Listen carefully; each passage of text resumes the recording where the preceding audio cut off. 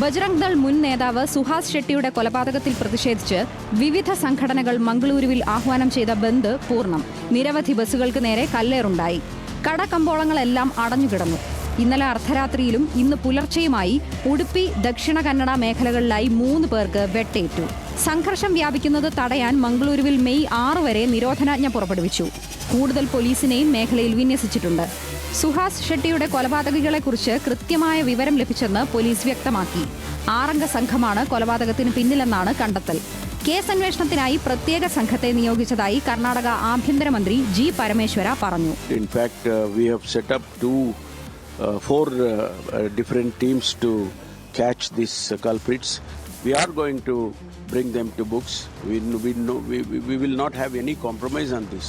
2022 സൂറത്കല്ലിൽ നടന്ന ഫാസിലിന്റെ കൊലപാതകവുമായി സുഹാസ് ഷെട്ടിയുടെ കൊലപാതകത്തിന് പങ്കുണ്ടെന്ന സംശയത്തിലാണ് പോലീസ്. അടുത്തിടെയാണ് കേസിൽ സുഹാസ് ഷെട്ടി ജാമ്യത്തിലിറങ്ങിയത്. യുവമോർച്ച നേതാവ് പ്രവീൺ നെട്ടാരുവിന്റെ കൊലപാതകത്തിന് പിന്നാലെയാണ് ഫാസിൽ കൊലപ്പെടുന്നത്.